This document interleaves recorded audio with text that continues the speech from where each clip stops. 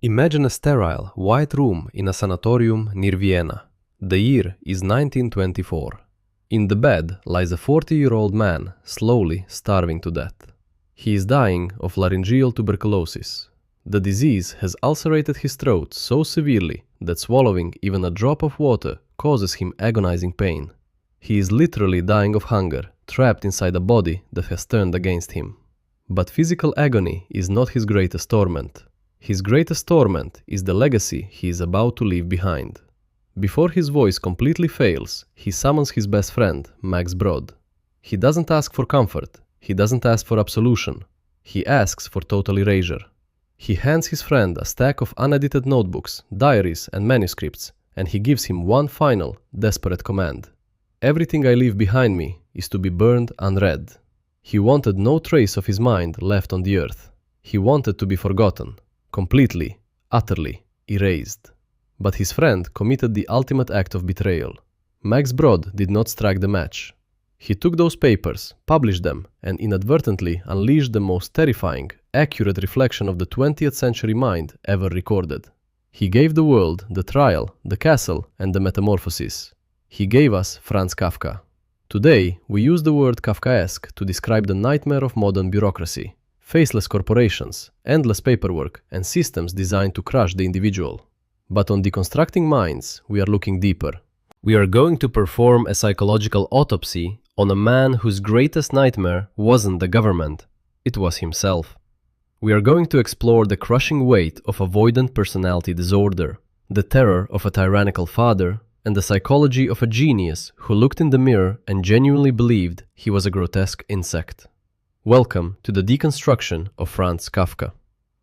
To understand the architecture of Kafka's paranoia, we have to travel to Prague at the turn of the century and walk into the dining room of the Kafka family home.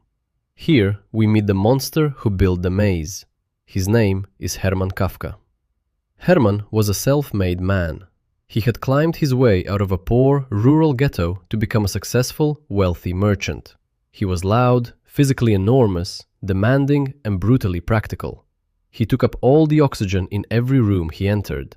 And sitting across from this roaring giant was young Franz.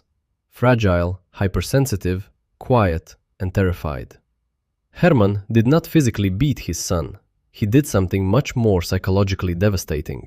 He eradicated the boy's sense of self-worth through constant, casual, overwhelming contempt.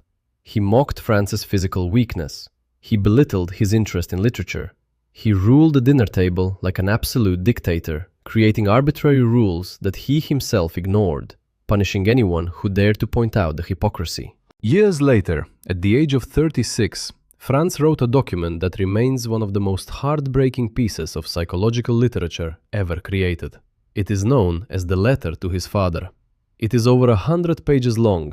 He never actually sent it. He gave it to his mother to deliver, but she read it, panicked, and handed it back to him. In this letter, Kafka describes the pure terror of his childhood. He writes about how a single sarcastic look from his father was enough to make him feel like he didn't deserve to breathe. He writes, "From your armchair, you ruled the world. Your opinion was correct, every other was mad. You took on for me the enigmatic quality that all tyrants have." Psychologically, Hermann wasn't just a bad father. To Franz, Hermann became the psychological blueprint for God, the law, and the universe. When you read Kafka's novels, where innocent men are arrested by mysterious courts for crimes they don't understand, you are not reading political satire. You are reading the diary of an abused child.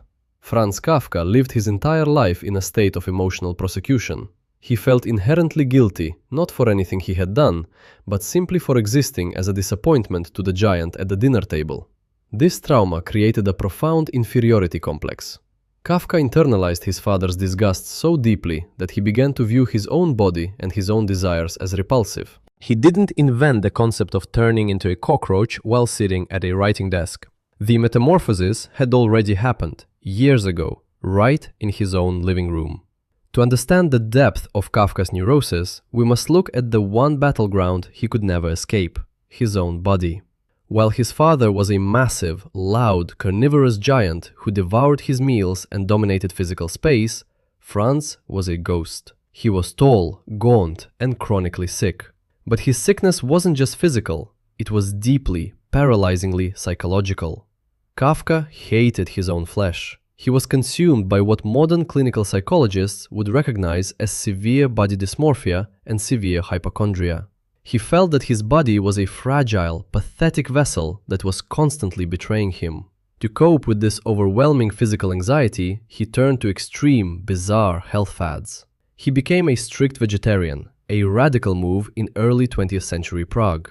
But he didn't just avoid meat, he punished himself at the dinner table. He practiced something called Fletcherism, a dietary trend that required a person to chew a single mouthful of food up to 100 times before swallowing, reducing it to liquid.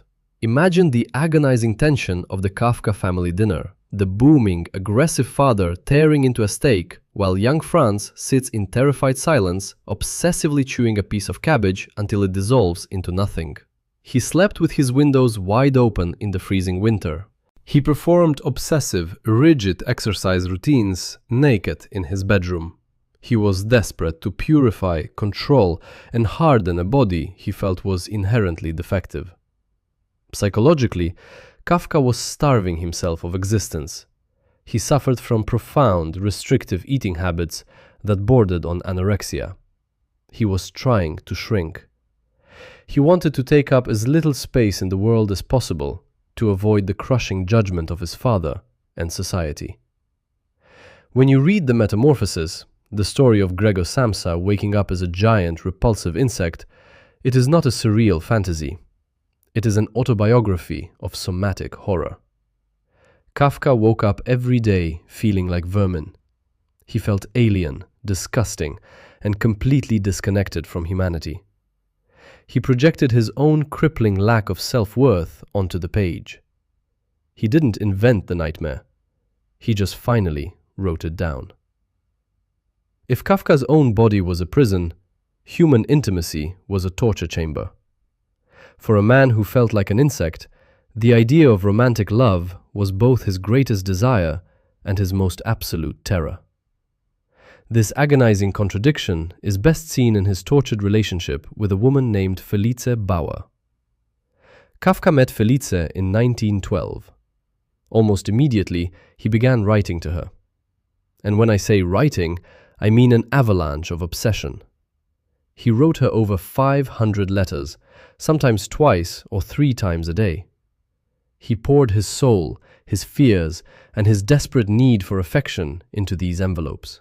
On paper, he was the most passionate, articulate lover in the world. But there was a catch. He rarely wanted to actually see her in person.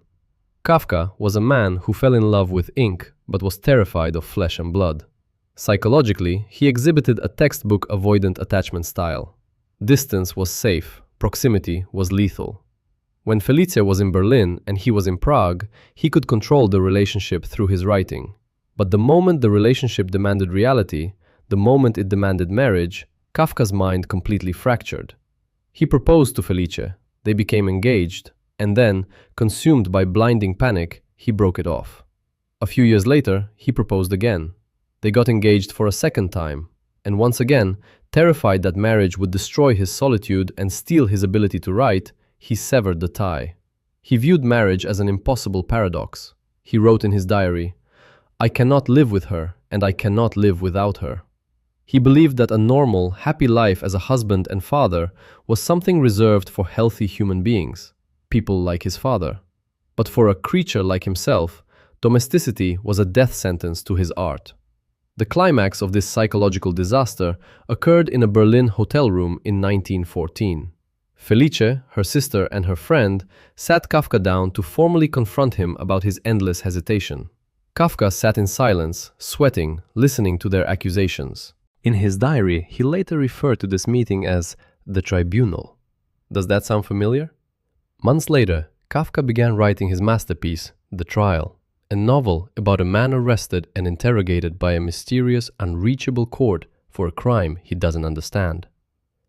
Kafka literally took the emotional trauma of his failed engagement, the humiliation of that hotel room confrontation, and transformed it into a universal nightmare of guilt and judgment. He couldn't be a husband, so he turned his romantic failure into immortal literature. For most of his adult life, Franz Kafka was not a full-time writer living in a romantic attic. He was a low-level clerk at the Workers' Accident Insurance Institute in Prague. He worked from 8 a.m. to 2 p.m. every single day. For the average person, this is a boring job. For Kafka, it was a slow-motion psychological demolition. His job was to classify accidents in factories. He spent his days reading reports of workers having their hands mangled by spinning gears, losing fingers in presses, or falling from scaffolding. He was surrounded by the physical reality of human fragility. Psychologically, this job was the architect of his nightmare. His superiors were faceless bureaucrats who cared nothing for the suffering he was documenting.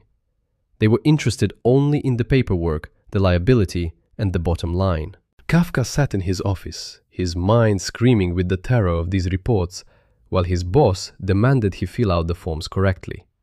He began to hate the office with a visceral, physical hatred. He called his workplace a civilized hell. But this environment was exactly what he needed to create the trial. In that novel, the protagonist, Joseph K., is arrested by a court he cannot see for a crime he doesn't understand. But Joseph K. isn't just a character. He is a projection of Kafka himself, trapped behind a mahogany desk, trying to process the accidents of human life in a world that only cares about the process. His bureaucracy-themed nightmares, the endless corridors, the locked doors, the incomprehensible authorities, were not metaphors. They were his literal daily existence. He was a man dying of existential boredom, surrounded by the physical evidence of people being crushed by systems. He turned his desk into a confessional for the modern world. Franz Kafka died on June 3, 1924, at the age of 40. He died in a sanatorium, his throat so swollen with tuberculosis that he could no longer take solid food. He died in the arms of his devoted friend, Max Brod, and his lover, Dora Diamant, whom he had finally dared to love in his last brief months of life. On Deconstructing Minds, our autopsy of Kafka leaves us with a chilling conclusion. The man who wrote about the nightmare of existence was the only one who actually faced it. He showed us that bureaucracy is not just a government nuisance, it is a cage for the human soul. He taught us that guilt is not something we earn, it is something we are born with, waiting for a judge to name it. He proved that the most terrifying monster in the world isn't a demon in the woods. It's the person sitting at the dinner table, waiting for you to fail. Kafka didn't write surreal fiction. He wrote a realistic account of a man who was psychologically flayed by his father, suffocated by his office, and imprisoned by his own body. We read him because we all have days where we feel like Gregor Samsa, waking up in a body we don't recognize, in a world that doesn't care if we disappear. He wanted his work burned because he didn't want the world to see his shame. But the world needed that shame. We needed Kafka to articulate the silent, creeping anxiety of the modern human. He was a man who felt like a cockroach, but he became the conscience of a century. He showed us that even if the world is a maze with no exit, there is a strange, dark beauty in having the courage to write your own name on the wall before you leave.